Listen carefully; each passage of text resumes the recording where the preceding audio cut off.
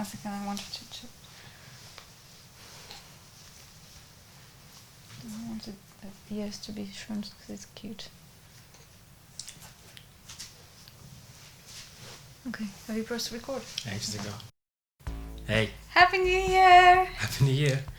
So we're back for season 2, if you want to call it season 2. Now it's the three of us now. Yep. Yeah, she's been an amazing addition to the family. And so this video, I guess, is just to speak about how things have been. You know, you hear about having a baby and it's all nice and flowery and things, but Well, you sometimes hear like, oh, there's gonna be sleepless nights or stuff like this, but there's a few things that we found out that we haven't heard about. Well, I didn't realise. I don't know if you did. We didn't actually discuss this. No. How do you know what I'm going to say? Sorry. Poor Jen. When the boobs are full of milk, they're painful, right? Yes. Very painful. I mean, Jen, bless her, she was in tears. I remember this once we were out. Yeah. And we were working for like 12 hours, was it? yeah.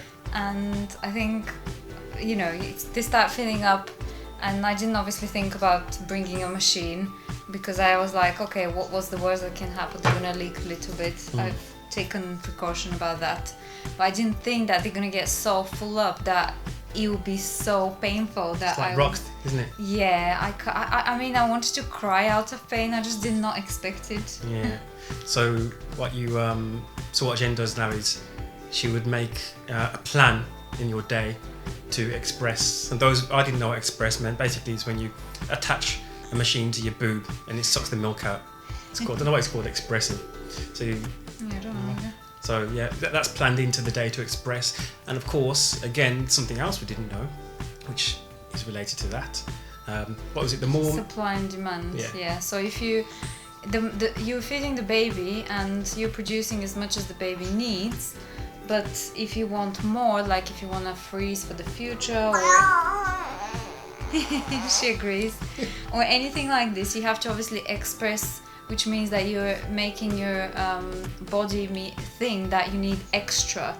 Because if you don't do that, it's going to produce just the amount that it needs. Yeah. So you have to kind of trick your body to think that it needs more.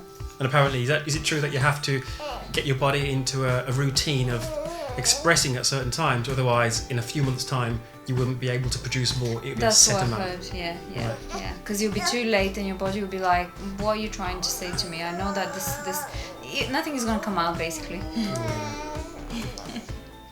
Another point that we learned was that they don't tell you, or you don't see it in the movies, or you don't really hear about it from your parents, was how much blood there is. Yeah. I mean, this is like This is the raw for people stuff now. with, This is the raw stuff. Yeah, for people who can faint easily, you can tune out now. But I mean, I heard it from one of my colleagues, and it was surprising because she told me to buy these specific pants that are absorbent. It's almost like nappies for grown-up people, panties for grown-up people.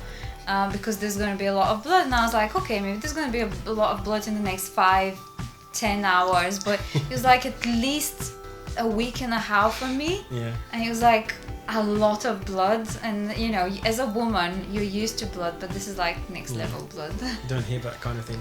No, and nobody tells you, like even the hospital, they actually give you these small pads, and I'm like, what is this? I mean, this is not going to work for anyone for more than an hour.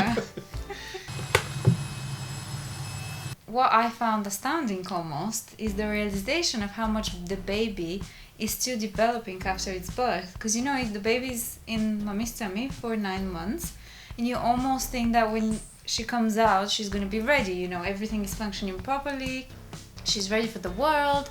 But actually, especially in the first year, it's not like this. Like, you know, they suffer from colic and all other things because their internal organs are still developing as much as I think they're developing whilst they're inside mommy's tummy. So they're struggling with all these things because they're actually still very, very much an unfinished product. So this first year is really crucial, and I didn't realize it. I was just like, okay, she's gonna come out and she's gonna be perfectly fine.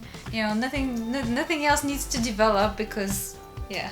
But yeah, and one thing kind of relating to what you just said, of them not being fully developed yet is burping. I only knew about burping kids because I remember my mum burping my sisters and my brother, but we were never told that you had to burp a baby. That's just something that just wasn't told us. We asked about it, and then the midwife gave advice on it. But a baby that's not burped can be a baby that's in a lot of discomfort. Yeah, I mean, they just didn't pay us any special attention to it, and it's very, very important. I don't think it matters if she's breastfed or bottle fed. There will be air going in, and sometimes she can get very upset if the air stays in. Yeah, that's true. Oh, another point I'm going to mention that I didn't realise, well, I knew it, but I didn't actually realise it until I had my own child, is that when people are tired, they generally just roll over and go to sleep, right? Yeah. But when babies are tired, or at least this little one's tired, she doesn't just roll over and go to sleep, she starts crying. And it took us a while to realise that, because I've always said that when a baby cries, there's a reason why they're crying. Well, at least in the very first few weeks, few months, there's always a reason. They're hungry, they're tired, or they're in pain or something. But yes, one reason that we didn't quite start to think about was that they're crying because they're tired. Yeah, so crying is like a means of communication for them, for everything. Yeah, and I guess it's a parent's job to try to understand what each cry means. Yeah. Well, I suppose when they're tired, they start whinging first, don't they? Yeah. Well, she does. And then eventually it'll become a moan and then a cry. Yeah, but when she's hungry though, there's like no whinging. It's like straight to my stomach is empty. So I've got some things written down of milestones. So yeah, it's like within the first 4 months, if you imagine like you've got like a robot, and every now and again she's getting installations of updates for her software. That's what it's like. So she was born and she was just like a lump of flesh, wasn't doing anything. She was sleeping most of the time and eating, and then she was lucid here and there. But so in week 2 she had her eye tracking installed. So that was when That's cool. when I first realised that she was following my hand. It was very crude and rudimentary, but she's like following your hand moving, and that was like an amazing thing to witness and see the first time. Бебето се крие. Играе на криница бебето с мама и с тати. Бебето се крие. Можеш ли да намериш зелените обувки на бебето? Виждаш ли как изглеждат зелените обувки тук горе? Къде са зелените обувки? After week 6, she had her first social smile. She smiles all the time. That might not look like it here, but she smiles all the time.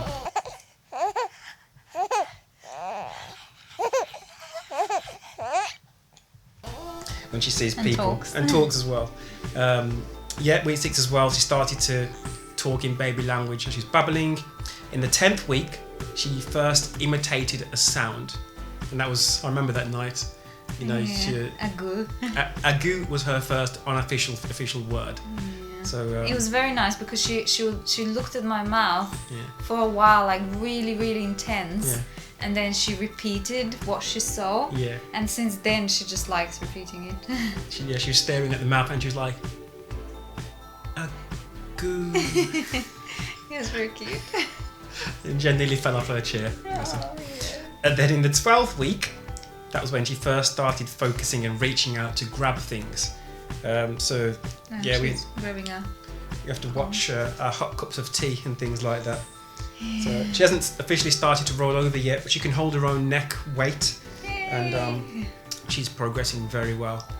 And she's been an amazing baby. I'm really looking forward to seeing what the future holds with her.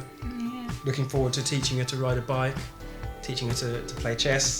And we're taking bets if her first word is going to be in Bulgarian or in English, because I speak to her in Bulgarian and he speaks to her in English. Yeah, she's going to be bilingual, hopefully. I mean, that's how it works, right? Mm-hmm. How are you all there? We haven't heard from you in a while, so it would be nice to hear from some of you.